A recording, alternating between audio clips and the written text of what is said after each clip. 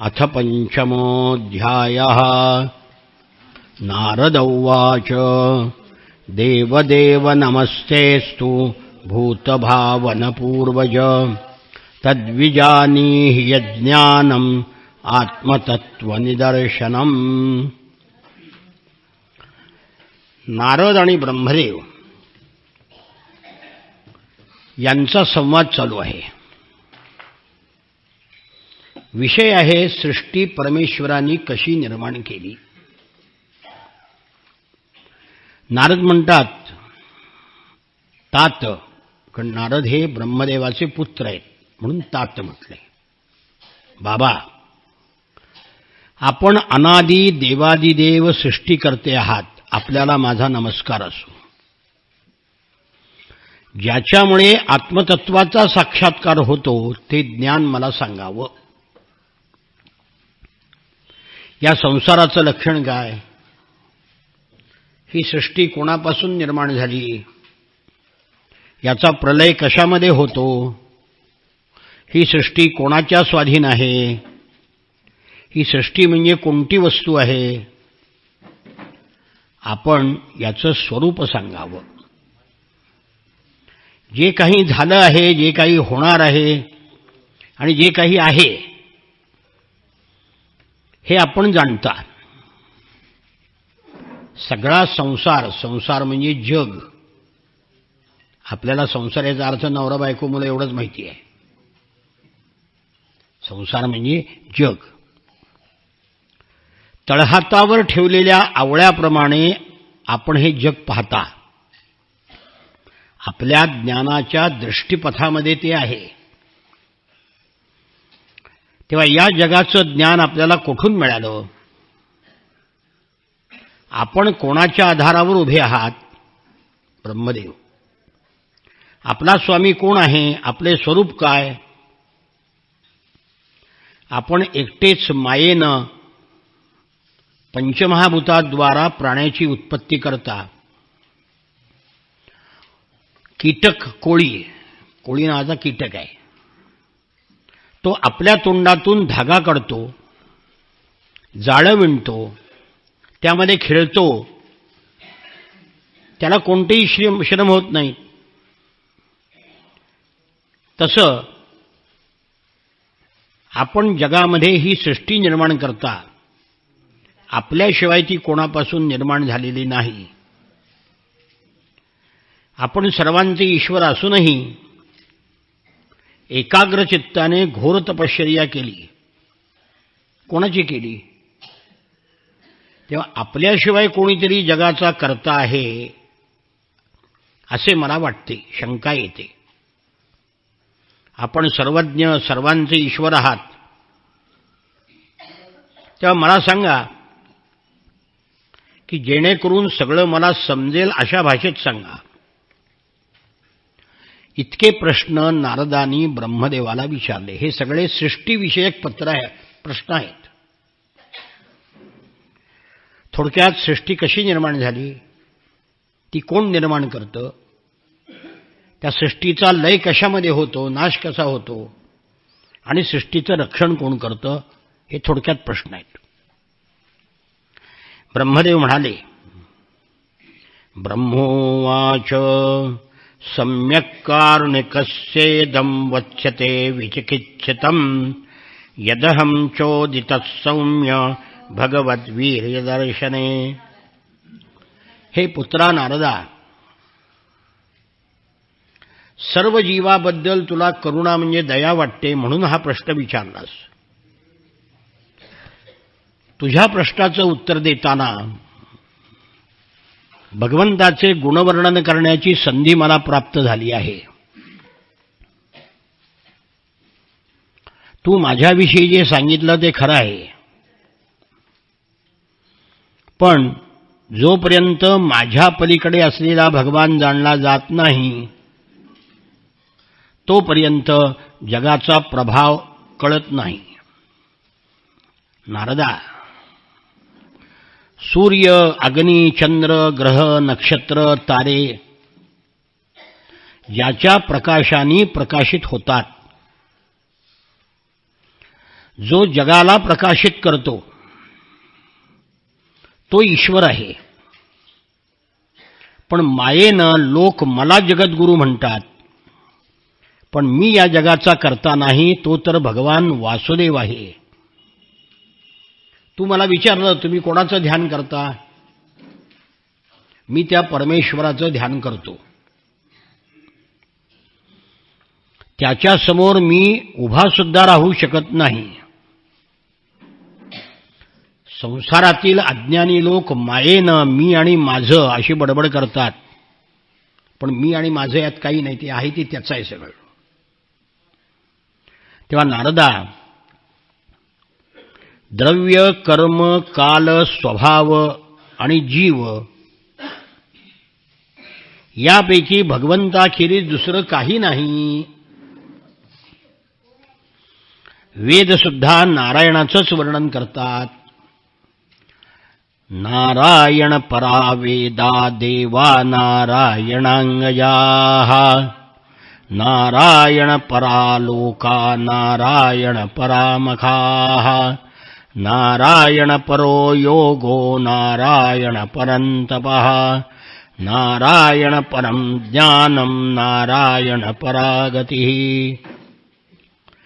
वेद नारायणाचंच वर्णन करतात. सगळे देवसुद्धा नारायणाचेच रूप आहेत. यज्ञसुद्धा नारायणाला प्रसन्न करण्याकरताच आहेत. यज्ञापासून ज्या लोकांची प्राप्ती होते ते नारायणानेच निर्माण केलेले आहेत. योग साधना सुद्धा नारायणाच्या प्राप्तीकरताच केली जाते. तपसुद्धा नारायणाची प्राप्ती करते. ज्ञानाने सुद्धा नारायणच जाणले जातात आणि सर्वाचं फल सुद्धा भगवान नारायण आहेत. तो नारायण द्रष्टा म्हणजे सर्व जगाला पाहणारा, द्रष्टा म्हणजे पाहणारा, तो द्रष्टा असून ईश्वर आहेत. निर्विकार असून सर्वांचं स्वरूप आहेत. नारदा, त्या नारायणाने मला निर्माण केलं आहे. तोच सृष्टीची रचना करतो. मायेच्या गुणांनी रहित असा तो आहे, पण मायेचा स्वीकार करून तो सत्व, रज, तन, तम हे 3 गुण निर्माण करतो. आणि त्या 3 गुणातून सगळी सृष्टी निर्माण होते. म्हणून त्या 3 गुणांनी मनुष्य लपेटला जातो आणि मला जाणत नाही. भगवंताला असं वाटलं की मी एक आहे, अनेक रूपांनी प्रकट व्हावं. म्हणून भगवंतानी काल, कर्म आणि स्वभाव याचा स्वीकार केला. या 3 गुणांमध्ये क्षोभ निर्माण झाला आणि त्यातून महत्तत्व जन्माला आलं. त्या महत्तत्वातून सत्व, रज, तम हे 3 गुण निर्माण झाले. त्यातून अहंकार निर्माण झाला. तो त्या अहंकारात वैकारिक, तैजस, तामस असे भेद निर्माण झाले. त्यातून पंचमहाभूत निर्माण झाली. त्यातून तामस अहंकार निर्माण झाला. त्यातून आकाशाची उत्पत्ती झाली. आकाशाचा गुण शब्द. आपल्याला शब्द ऐकू येतो. आकाश म्हणजे पोकळी. तुमच्या माझ्यात जर पोकळी नसती तर शब्द ऐकू आला नसता. तेव्हा आकाशाचा गुण आहे पोकळी. आकाशाचा गुण आहे शब्द. त्या आकाशामध्ये विकार निर्माण झाला. त्यातून वायूची उत्पत्ती झाली. वायूचा गुण आहे स्पर्श. वारा कळतो कशाने? अंगाला स्पर्शाने कळतो. त्यामध्ये कारणाचा गुण असल्यामुळे तो शब्दवान आहे. वाऱ्याचा आवाज येतो ना शब्द. इंद्रियामध्ये स्फूर्ती, शरीरामध्ये जीवनशक्ती, ओज आणि बल त्याचंच रूप आहे. वारा नसेल तर श्वासोश्वास कसा करणार? त्यानंतर वायूपासून विकार निर्माण होऊन तेजाची उत्पत्ती झाली.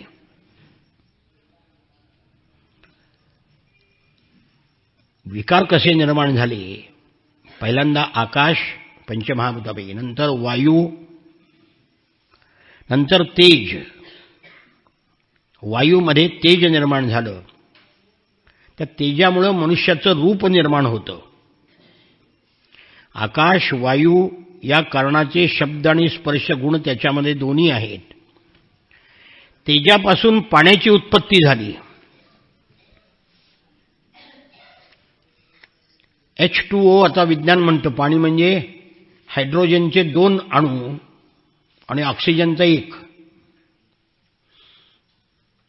आता हायड्रोजन पेटवणार आहे, ऑक्सिजन पेटवणार आहे आणि हायड्रोजन पेटणार आहे. ऑक्सिजन पेटवणार आहे आणि हायड्रोजन पेटणार आहे आणि दोन्हीतून निर्माण झालेला पाणी विझवणार आहे. बोला, हे तर काय कोडं सांगताय? विज्ञानाला हे कोडं अजून उलगडलेलं नाही की एक पेटणारा, एक वायू पेटवणारा, त्यातून निर्माण होणारं पाणी विझवणारं. बोला, काही कोडी विज्ञानाला अजून सुटलेली नाहीत. उणे उणे अधिक होतं गणितात. कसं सुटलंय का कोड? गणित धरलंय आपण. त्या विश्वाची अनेक कोडी सुटलेली नाहीत, त्यातलं हे कोड आहे. पाण्यातून पृथ्वी निर्माण झाली. पृथ्वी पाण्यात आहे, पाणी पृथ्वीवर नाही आहे. आजही 2/3 पाणी आणि 1/3 जमीन आहे. आजही पाणी जास्त आहे पृथ्वीवर. आता नकाशा बघा पृथ्वीचा, म्हणजे कळेल तुम्हाला पाणी जास्त आहे. पाण्याच्या विकारातून पृथ्वीची उत्पत्ती झाली. तिचा गुण आहे गंध, कारण जमिनीतून गंध येतो सगळा. शब्द स्पर्श रूप रस हे चारीही गुण पृथ्वीमध्ये आले. नंतर दुसरा अहंकार वैकारिक. 3 अहंकार आहेत ना, वैकारिक, तेजस आणि तामस. वैकारिक अहंकारातून इंद्रियाच्या देवता निर्माण झाल्या. दिशा, वायू, सूर्य, वरुण, अश्विनी अशा 10 देवतांची निर्मिती झाली. तेजस अहंकारापासून इंद्रियने कान, त्वचा, डोळे, जीभ, घ्राण ही ज्ञानेंद्रिय. ज्या इंद्रियांनी ज्ञान होतं त्याला ज्ञानेंद्रिय म्हणतात. कानाने ऐकू येतं, ज्ञान होतं. त्वचेनं स्पर्श कळतो, डोळ्याने रूप कळतं आणि जिभेनं रस कळतो. 5 कर्मेंद्रिय पाणी, वाणी, हात, पाय, उदद्वार आणि जननेंद्रिय. त्याचबरोबर बुद्धी आणि प्राण हे तेजस अहंकारापासून निर्माण झाले. हे ब्रह्मर्षी नारदा, ज्यावेळी ही पंचमहाभूत, इंद्रिय, मन आणि सत्व इत्यादी 3 गुण, 3 गुण कुठे? सत्व, रज, तम, हे 3 गुण हे एकमेकांमध्ये मिळाले तेव्हा शरीर निर्माण झालं. शरीर या तत्वापासून निर्माण झालं. पंचज्ञानेंद्रिय, पंचकर्मेंद्रिय, मन, बुद्धी, अहंकार. आता हे निर्माण झालं, पण निर्जीव होतं. आजही ही पंचमहाभूतं आपण एकत्र केली तर शरीर निर्माण होईल का? अजून शरीर निर्माण करता आलेलं नाही विज्ञानाला. तर त्याच्यामध्ये प्राणशक्ती, भगवंतानी त्यामध्ये प्राणशक्ती ओतली. हे ब्रह्मांड निर्माण झालं ते 1000 वर्षापर्यंत निर्जीव होतं. मग भगवंतानी काल, कर्म आणि स्वभाव याच्या साह्याने त्याला जीवित केलं. मग त्या ब्रह्मांडातून विराट पुरुष जन्माला आला. हे रूपक आहे. त्याला हजारो हात, हजारो मांड्या, पाय, तोंड, मस्तक हजारो होती. त्याच्या कमरेपासून खालच्या भागातून सप्तपाताळं निर्माण झाली आणि वरील अंगापासून 7 स्वर्ग निर्माण झाली. त्या विराट पुरुषाचे ब्राह्मणे मुख आहे, क्षत्रिय हात आहेत, वैश्य मांड्यापासून आणि शूद्र पायापासून झाले. याच्यावर राग आहे लोकांचा. पण पाय सगळ्यात महत्वाचे आहेत. वाचा गेली तर बिघडत नाही, हात मोडला तर बिघडत नाही, पाय गेले तर सगळेच थांबतं. म्हणून भगवंताच्या तोंडाला नमस्कार नाही आहे, पायाला नमस्कार आहे. मग पायाला नमस्कार म्हणजे कोणाला आहे? शूद्राला आहे. पण समजण्याची अक्कल पाहिजे ना. संस्कृत यांच्या बापाला येत नव्हतं ते त्यांना कुठले यायला. हे रूपक आहे आणि रूपक समजायची बुद्धी पाहिजे. रूपकाचा अर्थ शब्दशः घ्यायचा नसतो. शिवाजी महाराज सिंहासारखे होते म्हणून एकाने विचारलं शेपूट कुठे आहे, आयाळ कुठे आहे? अरे गाढवा तो अलंकार आहे, उपमा. सिंह जसा शूर आहे, वनाचा राजा आहे, तेवढंच घ्यायचं. सीतेचे मुख चंद्रासारखे आहे, ते म्हणले चंद्रावर डाग आहे, सीतेच्या मुखावर डाग कुठं आहे? हे असले मूर्खासारखे जर अर्थ काढायला लागला तर त्या बुद्धीची कीव करावी. पायापासून भूलोकाची कल्पना केली, नाभिलोकापासून भुवरलोक, हृदयामध्ये स्वर्गलोक, वक्षस्थळामध्ये महरलोक, गळ्यामध्ये जनलोक, स्तनामध्ये तपोलोक, मस्तकामध्ये सत्यलोक. हे वरचे 7 लोक आहेत. आणि पायापासून जे निर्माण झाले तल, अतल, सुतल, तलातल, महातल आणि पाताल असे 7 लोक आहेत. ते कमरेच्या खालच्या भागापासून निर्माण झाले आणि वरच्या भागापासून स्वर्गलोक, भूलोक, स्वर्गलोक, जनोलोक, तपोलोक आणि ब्रह्मलोक हे 7 लोक. त्या विराट पुरुषाच्या पायामध्ये पृथ्वी, नाभीमध्ये भुवरलोक, मस्तकात स्वरलोक, अशा प्रकारे तिने कल्पना केलेली आहे. आता पृथ्वीच पायातून निर्माण झाली आहे. आता काय म्हणणार? पृथ्वीची निंदा केली म्हणणार काय? रूपक आहे. त्या विराट स्वरूपामध्ये मुखातून वाणी निर्माण झाली. नंतर तिची अधिष्ठात्री देवता अग्नी उत्पन्न झाला. 7 धातूपासून गायत्री, त्रिष्टुप, अनुष्टुप, उष्णिक, बृहती, पंक्ती आणि जगती हे 7 छंद निर्माण झाले.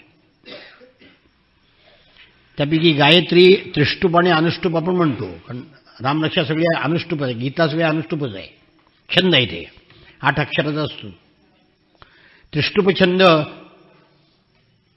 आपल्या लक्ष्मीच्या सूक्तामध्ये, श्री सूक्तामध्ये आहे. त्रिष्टुप छंद. रसनेंद्रिय निर्माण झालं. त्याची देवता वरुण, मनुष्य, पितर, नंतर सर्व प्रकारचं अन्न, रस हे विराट पुरुषाच्या जिभेपासून निर्माण झालं. नाकाच्या छिद्रापासून प्राण, अपान, ध्यान, उदान, समान हे 5 प्राण निर्माण झाले. घ्राणेंद्रियापासून अश्विनी कुमार आणि सगळ्या औषधी म्हणजे वनस्पती निर्माण झाल्या. सुगंध निर्माण झाला. डोळ्यापासून रूप, तेज. डोळे म्हणजे स्वर्ग आणि सूर्याची जन्मभूमी आहे. कानापासून दिशा, पवित्र करणारी तीर्थ, आकाश आणि शब्द यांची उत्पत्ती झाली. शरीरापासून सर्व वस्तूचे सार निर्माण झालं. शरीर म्हणजे सौंदर्याचा खजिना आहे. त्वचेपासून यज्ञ, स्पर्श आणि वायू निघाले. त्यातून रोम म्हणजे केस निर्माण झाले, ज्याला उद्भिज.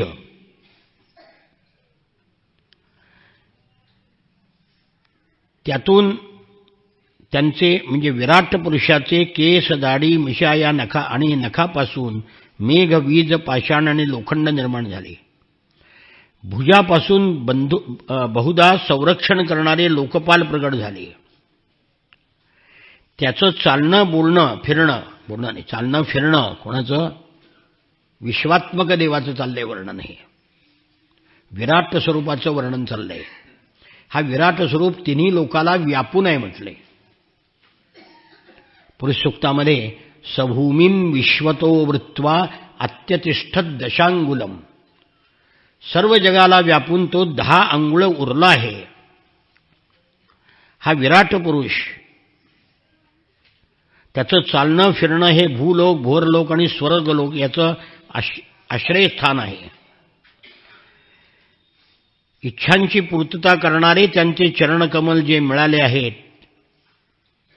त्यांचं रक्षण करतात, भयाला पिटाळून लावतात. त्याच्या जननेंद्रियातून प्रजाजन आनंदाचा उपभोग घेतात. विराट पुरुषाचं गुद हे इंद्रिय, यम, मित्र आणि मलत्याग. गुदद्वार हे ठिकाण हिंसा, निरती, मृत्यू हे नरकाचं उत्पत्तीस्थान आहे. पाठीपासून पराजय, अधर्म, अज्ञान निर्माण झालं. नाड्यांच्यापासून नदनदी निर्माण झाले. हाडापासून पर्वत निर्माण झाले. पोटात मूळ प्रकृती आहे, रस नावाचा धातू आहे. समुद्र, समस्त प्राणी आणि त्यांचा मृत्यू हा पोटामध्ये समावेश आहे. ती त्यांची हृदय ही त्यांची जन्मभूमी आहे.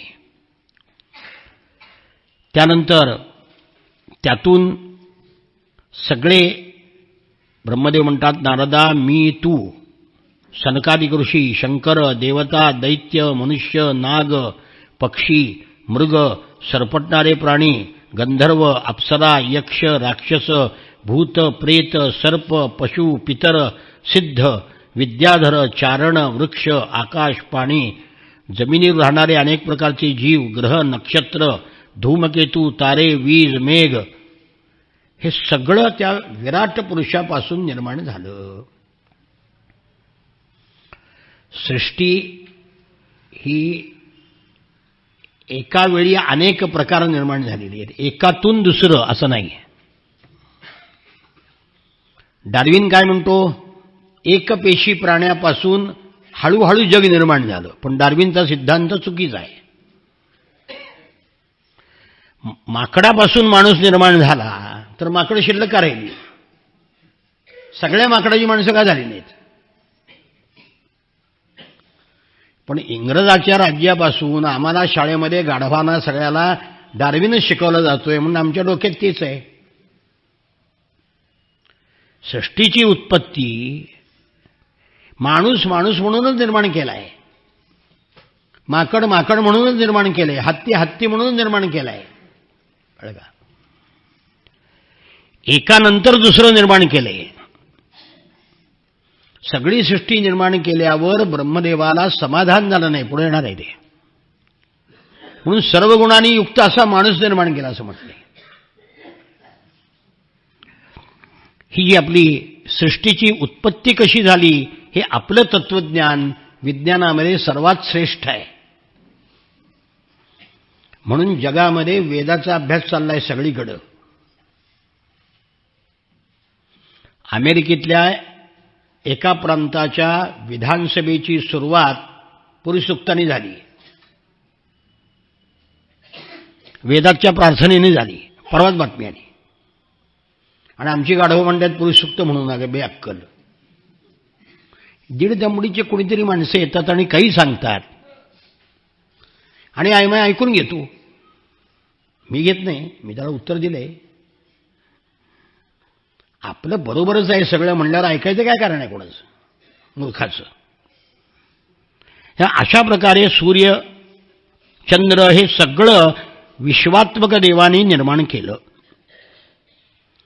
सूर्य सगळ्या जगाला प्रकाशित करून बाहेरही प्रकाश पसरवतो, तसं परमपुरुष विराट शरीराला प्रकाशित करून आत बाहेर सर्व ठिकाणी प्रकाशित करतो. नारदा, मनुष्याची क्रिया आणि संकल्प यांनी जे निर्माण होतं त्याच्या पलीकडे परमात्मा आहे. तोच अमृत म्हणजे मरण न पावणारा म्हणजे अमर, तोच मोक्षाचा स्वामी असून कोणीही त्याचा महिमा जाणू शकत नाही. सगळे लोक परमात्म्याचे अंश आहेत. ममैवांशो जीवलोके जीवभूतः सनातनः. 15व्या अध्यायात म्हणले की नाही. 15वा अध्याय कळायला सगळ्यात अवघड आहे. 8वीत असताना मी गीता पाठांतरामध्ये 15वा अध्याय पाठ केला होता. आमच्या एका मोठ्या शिक्षकाने विचारलं, तुला अर्थ कळतो का?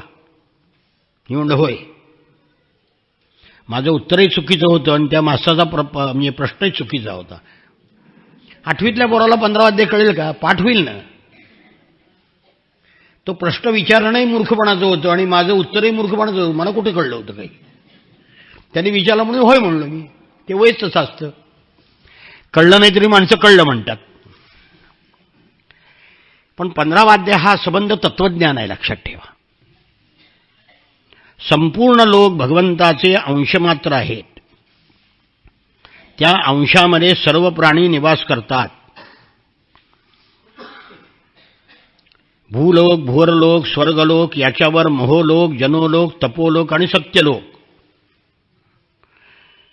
हे सगळं भगवंताच्या म्हणजे परमात्म्याच्या अंशातून निर्माण झालेलं आहे. नंतर जन, तप आणि सत्य या 3 लोकांमध्ये ब्रह्मचर्य, वानप्रस्थ आणि संन्यास आश्रमातले लोक निवास करतात.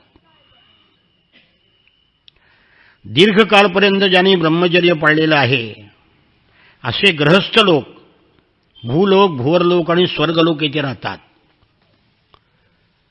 मनुष्य भोग मिळवून देणारा अविद्यारूप कर्ममार्ग किंवा मोक्ष प्राप्त करून देणारा विद्यारूप उपासना मार्ग, म्हणजे एका मार्गावरून मनुष्य चालतो. एक कर्ममार्गांतरी जातो, नाहीतर मोक्ष मार्गांतरी जातो. संत आपले मोक्ष मार्गाने गेले, तुम्ही आम्ही कर्ममार्गाने जातोय. संसार करणारी माणसं आहेत ती आपण कर्ममार्गाने जातो. सूर्य आपल्या किरणांनी सर्वांना प्रकाशित करतो, पण सर्वापासून अलिप्त आहे. तसं परमात्मा सर्व विश्व निर्माण करतो, पण त्याच्यापासून तो अलिप्त आहे. या विराट पुरुषाच्या नाभीपासून ब्रह्मदेव आता म्हणतो की मी कसा निर्माण झालो. त्याच्या नाभीतून एक कमळ निर्माण झालं आणि त्या कमळातून माझा जन्म झाला. हे ऋषीश्रेष्ठा, मी त्याच्या अंगामधून यज्ञाचा पशु, स्तंभ, कुश, यज्ञभूमी आणि यज्ञाला उत्तम अशा काळाची कल्पना केली आणि सगळी यज्ञ सामग्री, सगळे ऋक, यजू, साम हे वेद सगळे निर्माण झाले. अशा प्रकारे विराट पुरुषाच्या अंग प्रत्यंगातून ही सगळी सामग्री गोळा करून मी यज्ञस्वरूप परमात्म्याचं यज्ञानेच पूजन केलं. भगवान यज्ञरूप आहे आणि उपासना यज्ञानेच करतो. म्हणून शेवटी आपण यज्ञेन यज्ञम अयजंत देवाः तानि कर्माणि प्रथमान्यासन असं म्हणता की नाही. यज्ञेन यज्ञम अयजंत, यज्ञानेच यज्ञाचे यजन केले. आणि तोच ताने धर्माने, सुरुवातीला तेच धर्म होते. यज्ञ हाच त्यावेळेला धर्म होता. त्यानंतर मग मनु, ऋषी, पितर, देवता, दैत्य आणि मनुष्यांनी यज्ञाने भगवंताची आराधना केली. नारायणे भगवती तदिदं विश्वमाहितं गृहीतमायोर्गुणः सर्गादावगुणस्वतः. सारांश सगळ्याचा, संपूर्ण विश्व भगवान नारायणामध्ये स्थिर आहे.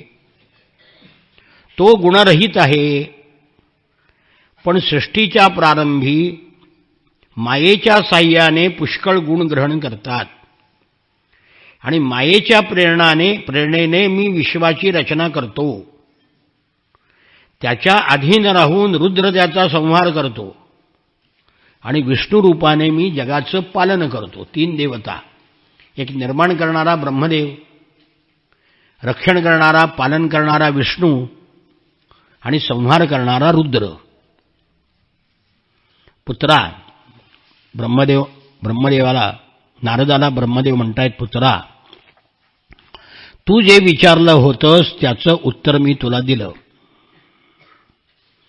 भगवंतापासून वेगळी अशी वस्तू जगामध्ये नाही. प्रिय नारदा, भक्तियुक्त अंतःकरणाने भगवंताच्या स्मरणात मी नेहमी मग्न असतो. म्हणून माझी वाणी कधीही असत्य होत नाही, माझं मन कधी असत्य संकल्प करत नाही, माझी इंद्रिय कधी कुमार्गाने जात नाहीत. जो सदैव भगवंताचं स्मरण करतो त्याची वृत्ती अधर्माकडे कधी जात नाही.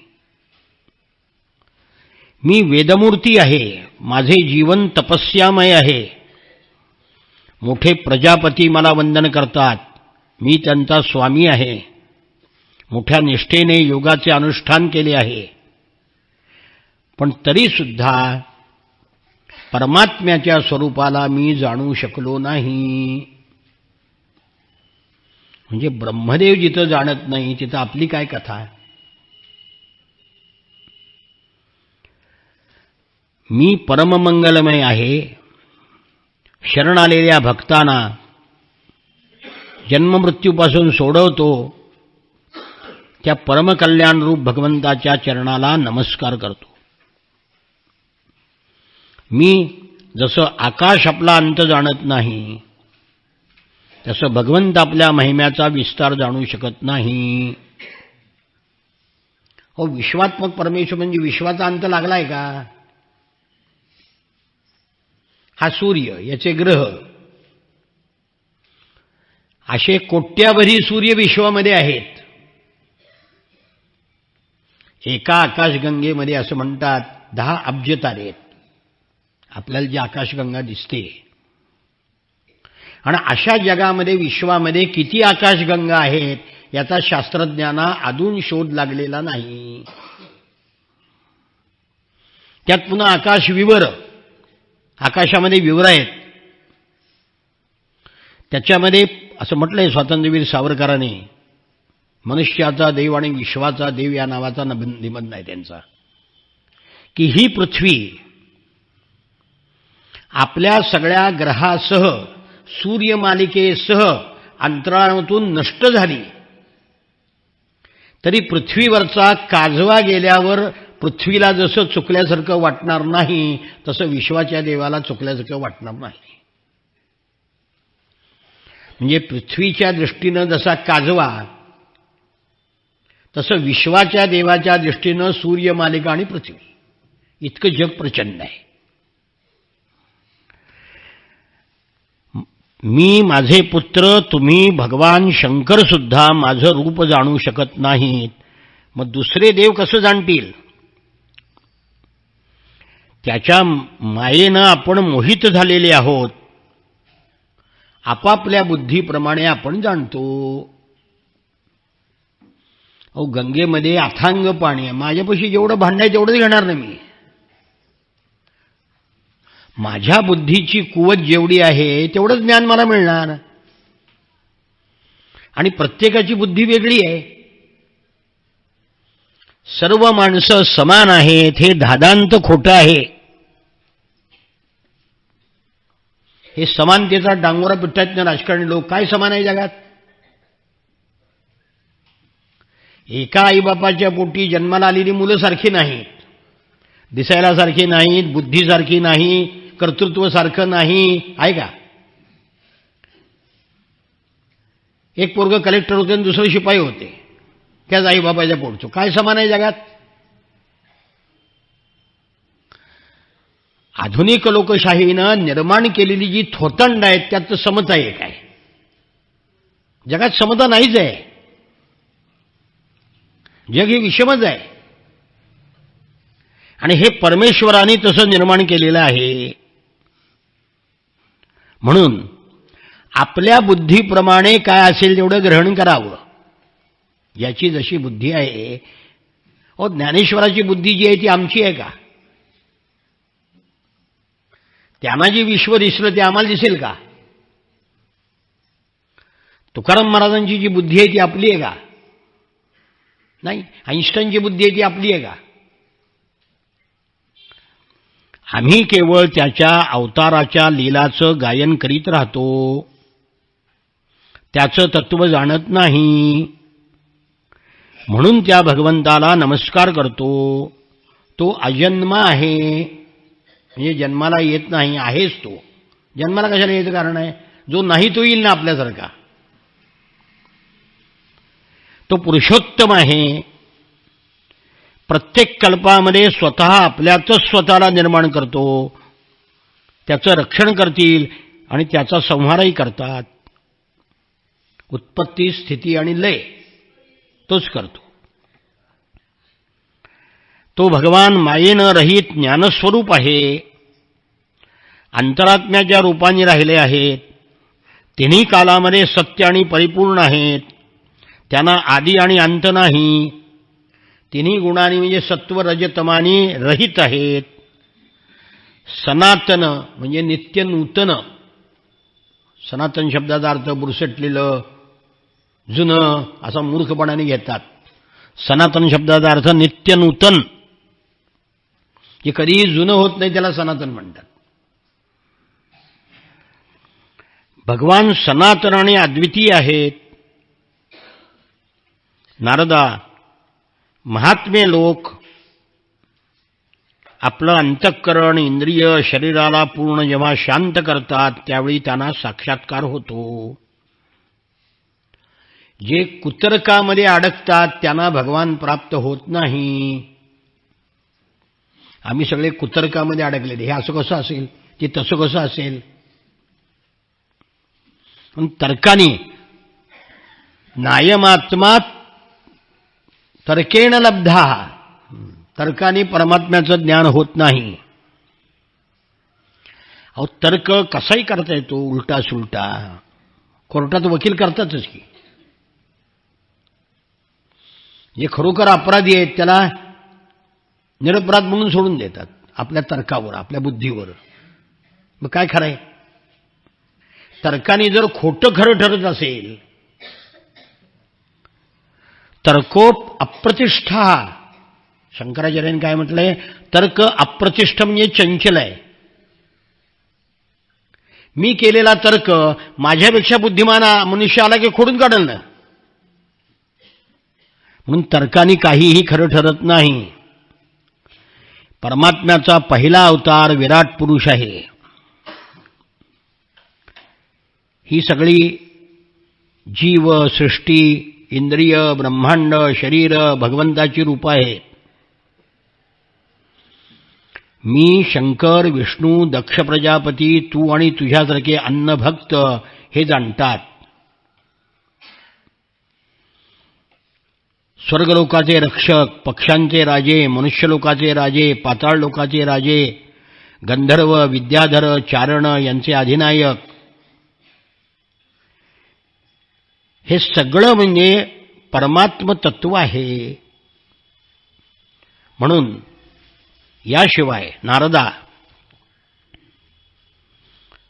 परमपुरुषाचे जे मुख्य लीलावतार शास्त्रामध्ये वर्णिलेले आहेत त्याचं तुला वर्णन करतो.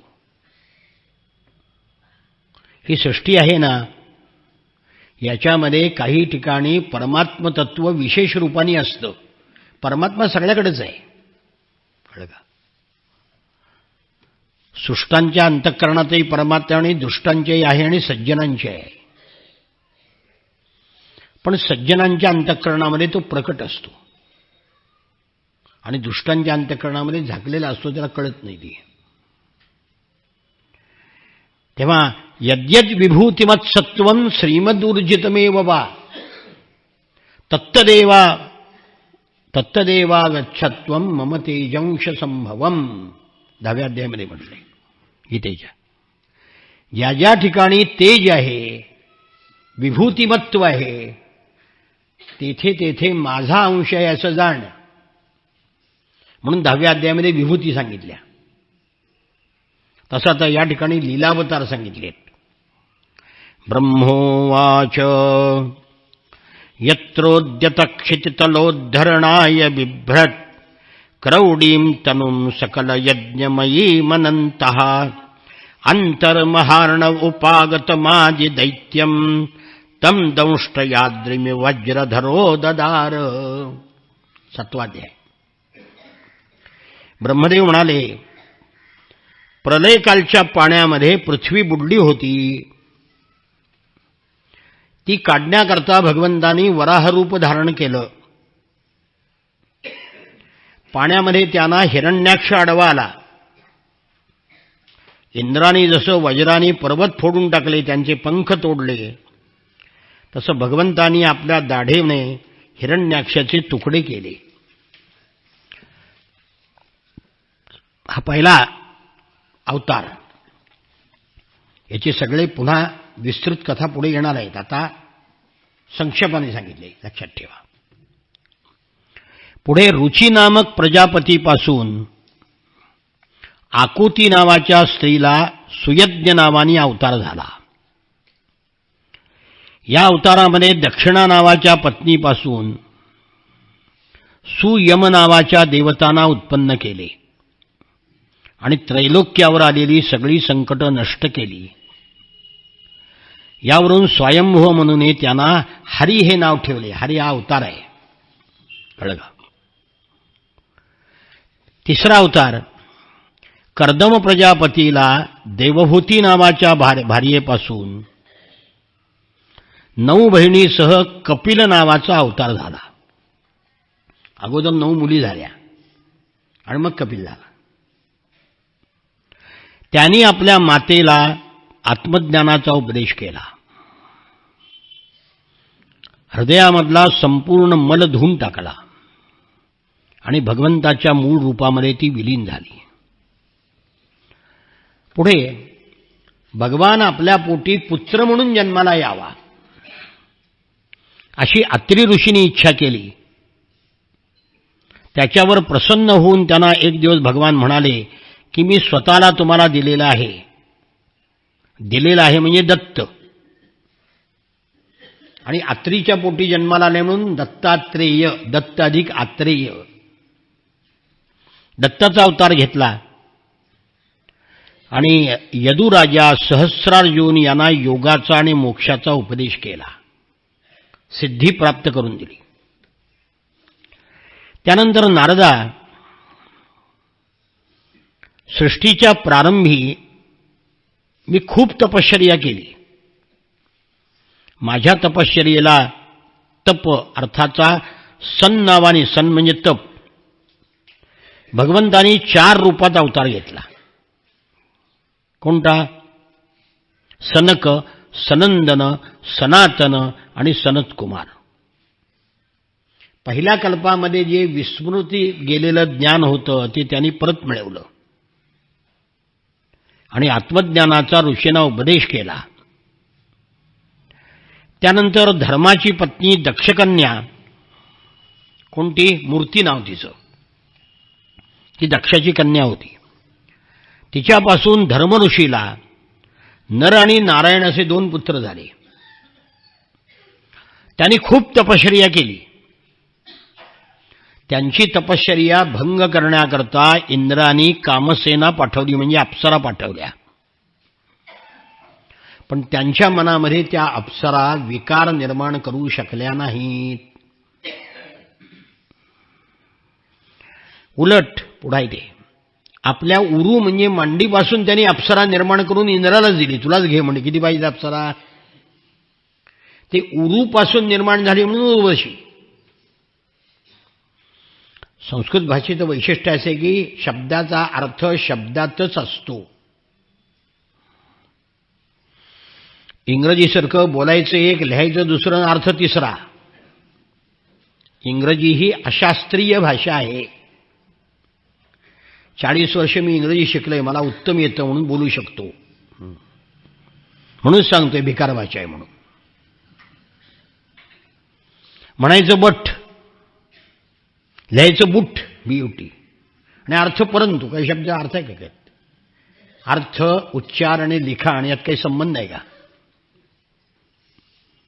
तसं संस्कृतमध्ये नाही. संस्कृतमध्ये जे उच्चार कराल तेच लिहायचं आणि तोच अर्थ. सर्वात जास्त शास्त्रीय भाषा जगातली नंबर 1ची, म्हणून जगातल्या सगळ्या भाषा संस्कृतपासून निर्माण झालेल्या आहेत. पण संस्कृत शिकायची बुद्धी होत नाही. बाप गाढव असतो संस्कृतीत नाही, पोराला इंग्रजी माध्यमात शाळेत घालतो पठ्ठ्या. बापाला बघायला मराठी सुद्धा येत नाही. इंग्रज राज्य इंग्रजी असताना सुद्धा जेवढ्या इंग्रजी माध्यमाच्या शाळा नव्हत्या त्याच्या 1000 पटीने शाळा झाल्यात आज स्वातंत्र्यात. त्यानंतरचा अवतार उत्तानपाद राजाच्या सुनीती नावाच्या भार्येपासून ध्रुव बाळ झाला. तेव्हा तो तपश्चर्या करण्याकरता लहान वयामध्ये अरण्यात गेला. त्याच्या तपाने भगवान प्रसन्न झाले आणि त्याला आढळ पद दिलं. आढळ म्हणजे न ढळणारं, न नष्ट होणारं. आजही सगळे ग्रह तारे ध्रुवाच्या वर खाली प्रदक्षिणा करतात. त्यानंतर कुमार्गाला लागलेल्या वेनाचं ऐश्वर्य आणि शौर्य ब्राह्मणांच्या हुंकाराने जाळून भस्म केलं आणि त्याच्या शरीरमंथनातून पृथू नावाचा अवतार झाला. त्यांनी पृथ्वीला वर काढलं आणि शेती सुरू केली. शेतीची सुरुवात पृथूनी केली म्हणून याला पृथ्वी म्हणतात. पृथ्वीला पृथ्वी का म्हणतात? अर्थला अर्थ का म्हणतात सांगा बरं इंग्रजीत? पृथूनी शेती सुरू केली म्हणून याला नाव पडलं पृथ्वी. दुसरं नाव आहे भूमंडल. त्यानंतर त्यांनी सगळ्या वनस्पती निर्माण केल्या. नाभिराजाची पत्नी सुदेवी हिच्या पोटी ऋषभदेव नावाने जन्म घेतला. यामध्ये संन्यास घेतला आणि परमहंस अवधूत कसा वागतो याचा आदर्श, संन्याशांनी कसं वागावं याचा आदर्श दिला. यानंतर यज्ञामध्ये सुवर्णासारखी कांती असलेला हयग्रीव हा अवतार झाला. हा अवतार वेदमय, यज्ञमय आणि सर्व देवमय आहे. याच्या नागपुड्यातून वेद निर्माण झाले. हय म्हणजे घोडा, ग्रीव म्हणजे मान, ग्रीवा म्हणजे मान, ज्याची मान घोड्याप्रमाणे आहे आणि त्याच्या नाकातून, म्हणून म्हटलंय यस्य निश्वसितम वेदाः. वर्णन काय केले? वेद म्हणजे त्या परमात्म्याचे निश्वास आहेत. ते हयग्रीव अवतारामध्ये निर्माण झाले. त्यानंतर चाक्षुष मन्वंतराच्या शेवटी सत्यव्रत नावाचा मनू होता.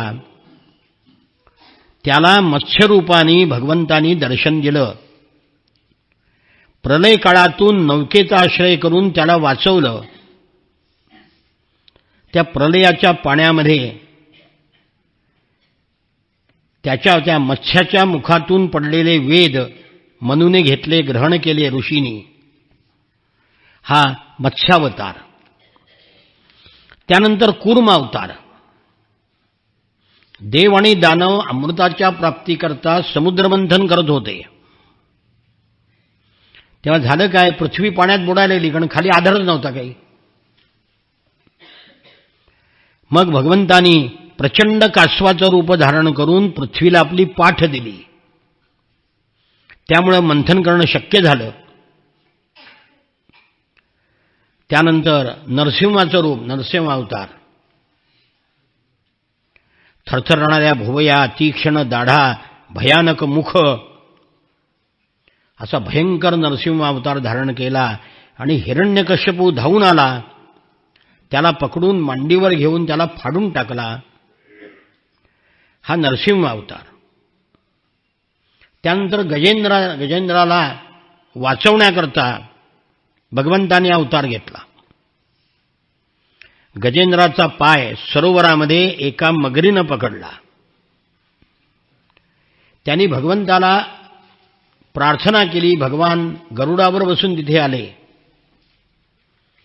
आणि मगरीचं ते तोंड विदारण करून त्याची मुक्तता केली.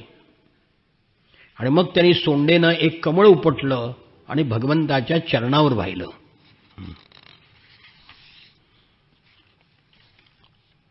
त्यानंतर गरुडाच्या पाठीवर बसून भगवान तिथे आले होते आणि त्यांनी गजेंद्राची मुक्तता केली. त्यानंतरचा अवतार वामन अवतार हा आदितीच्या पोटी झाला कश्यपापासून. या अवतारामध्ये त्यांनी बलीकडून 3 पावलं भूमी घेतली. बटू म्हणून गेला आणि 3 पावलं भूमी मागितली. एका पावलाने अंतरिक्ष, दुसऱ्या पायाने भूमी आणि तिसरा पाय त्याच्या डोक्यावर ठेवून त्याला पाताळामध्ये घातला. दैत्यराज बलीनं आपल्या डोक्यावर वामनाचं तीर्थ घेतलं. तो सगळ्या देवतांचा राजा होता आणि दैत्यांचाही राजा होता. त्यांनी सर्व काही भगवंताला अर्पण केलं. या सगळ्या अवताराच्या कथा पुढे येणार आहेत, कळलं का? इथं फक्त उल्लेख आहे. त्यानंतर स्वयंभू मनूमध्ये मनूच्या रूपाने अवतार घेतला आणि मनुस्मृती लिहिली.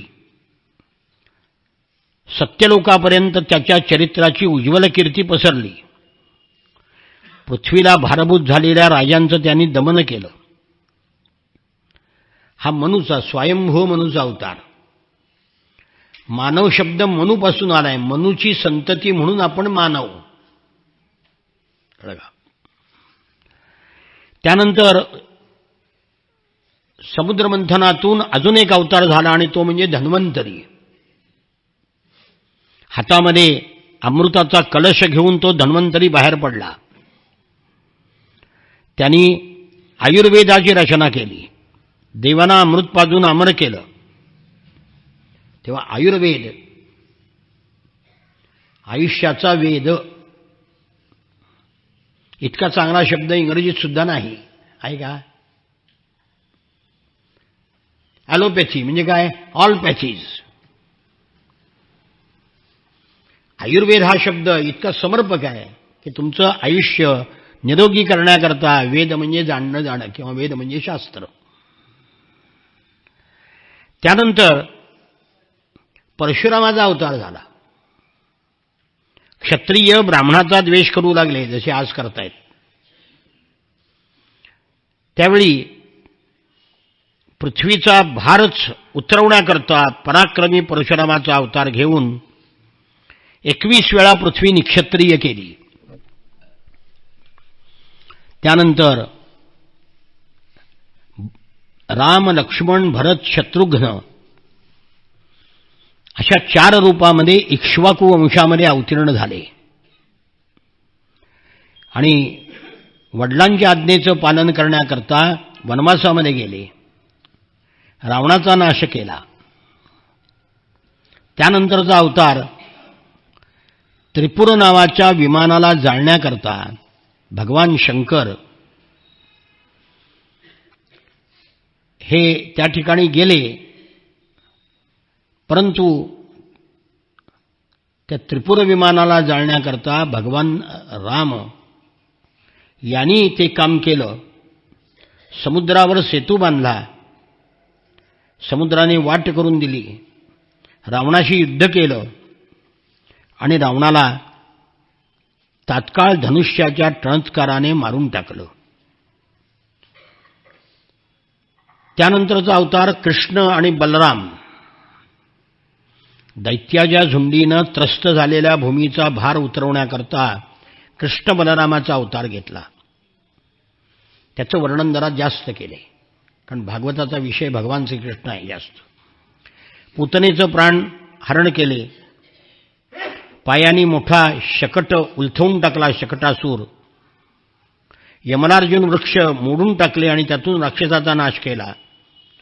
कालिया नागानी आपल्या विषाने दूषित केलेलं यमुनेचं पाणी हे पिऊन वासरं गोपबालक मरतील म्हणून कालियाचा निग्रह केला.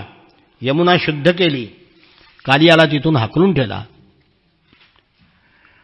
त्याच दिवशी रात्री लोक तिथे झोपले. आग लागली. तो दावाग्नी सगळा गिळून टाकला. त्यानंतर यशोदेनी त्याला बांधण्याकरता पुष्कळ दोऱ्या आणल्या,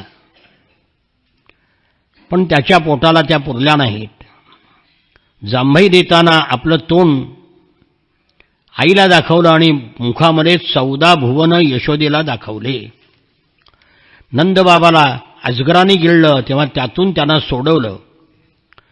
व्योमासुरांनी पहाडामध्ये गुहेमध्ये बंद केलं गोपबालकांना, त्याला मारून त्या सगळ्यांना सोडवलं. श्रीकृष्णाच्या सल्ल्यावरून इंद्रासाठी सगळ्यांनी यज्ञ बंद केला. इंद्राने प्रचंड पाऊस पडला तेव्हा गोवर्धन उचलला आणि 7 दिवसपर्यंत छत्री धरल्याप्रमाणे तो लिलेने धारण केला. त्यानंतर पौर्णिमेच्या रात्री सगळ्या गोपीबरोबर रासक्रीडा केली. त्यांची तान ऐकून गोपी प्रेमविभोल झाल्या. तिथे शंखचूड राक्षसाला त्याला मारून त्याच्या मस्तकावरचा मणी घेतला. प्रलंबासूर, धेनुकासूर, बकासूर, केशी, अरिष्टासूर, चाणूर, कुवलयापीड नावाचा हत्ती, कंस, कालयवन, भौमासूर, वासुदेवाचं सोंग घेणारा, नंतर शाल्व, द्विदवानर, बलबल, दंतवक्र हे सगळे मारले. नग्नजिताच्या 7 बैलाला वेसण घातली. शंखासूर, विदुरथ, रुक्मी, कांबोज, मत्स्य, कुरु, कैकेय, संजय अशा अनेक योद्ध्या राजांचं दमन केलं. बलराम, भीमसेन, अर्जुन यांच्याकडूनही काही राक्षस मारले. त्यानंतर पुढचा अवतार सत्यवतीच्या ठिकाणी व्यास नावाने प्रगट झाले. त्यांनी वेदाचे विभाग पाडले 4. त्यानंतर लोकांना मोह होईल, बुद्धीमध्ये लोभ उत्पन्न होईल, अधर्माचा ते उपदेश करतील, म्हणून भगवंताची कथा सांगण्याकरता त्यांनी भागवताची निर्मिती केली. त्यानंतर शेवटी कलियुग सुरू झालं आणि भगवान कल्की नावाने मग अवतार धारण करतील. नारदा, भगवंताच्या शक्तीची आपल्याला गणना सुद्धा करता येणार नाही. पृथ्वीवरचे धूलिकण मोजता येतील, पण भगवंताच्या शक्तीची गणना करता येणार नाही. समस्त सृष्टीची रचना आणि संहार करणारी माया त्याची शक्ती आहे. त्याच्या स्वरूपाला मी जाणत नाही, सनकादिकही जाणत नाहीत, मग इतर कोण जाणू शकेल? आदिदेव भगवान शेष सहस्रमुखाने त्यांच्या मुखाचं गायन करीत असतो, पण त्यालाही पार लागलेला नाही. असा हा भगवान, त्याची दुस्तर माया जर तरुण जायची असेल तर निष्कपट भावाने सर्वस्वी त्याच्या चरणाचा आश्रय करावा. प्रिय नारदा, त्या योगमायेला तुम्ही म्हणजे नारद, भगवान शंकर, प्रल्हाद, शतरूपा, मनुपुत्र, प्राचीनबर्ही, ऋभू, ध्रुव, इक्ष्वाकू, पुरुरवा, मुचुकुंद, जनक, गाधी, रघु, अंबरीश, सगर, गय, ययाती, मांधाता, अलर्क, शतधन्वा, अनु, रंतिदेव, भीष्म, बली, अमूर्तिरय, दिलीप, सौभरी, उत्तंक, शिबी, देवल, पिप्पलाद, सारस्वत, उद्धव, पराशर, भूरिशेण, विभीषण, हनुमान, शुकदेव, अर्जुन, अर्ष्टिशेण, विदुर आणि श्रुतदेव एवढे लोक भगवंताचं ज्ञान जाणतात. सापेक्षतावाद जो आहे आइन्स्टाईनचा, थिअरी ऑफ रिलेटिव्हिटी, ते जाणणारे जगामध्ये फक्त 22 माणसं होती. त्यात भारतामध्ये 4 होते. मग आता रिलेटिव्हिटी जाणणारी जर 22, तर परमात्म्याचं तत्व त्याच्यापेक्षा कितीतरी अगम्य, हजारो पटीनं. ते जाणणारे कोण, त्यांची यादी दिली. याच्याशिवाय भक्त जाणतात आणि संसार सागरातून कायमचे तरुण जातात. परमात्मा एकच आहे.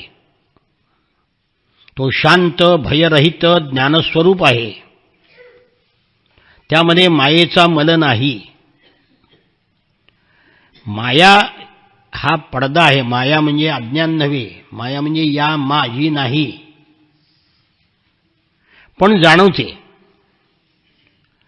ती गेल्याशिवाय परमपुरुष भगवंताचं ज्ञान होत नाही. ज्ञान साधनांनी ते होतं. भगवान नारदा केवळ संकल्पाने विश्वाची रचना करणाऱ्या श्रीहरीचं वर्णन संक्षेपाने मी केलं. भगवंत हा स्वतंत्र आहे. त्याच्यापासून, सगळ्यापासून तो अलिप्त आहे.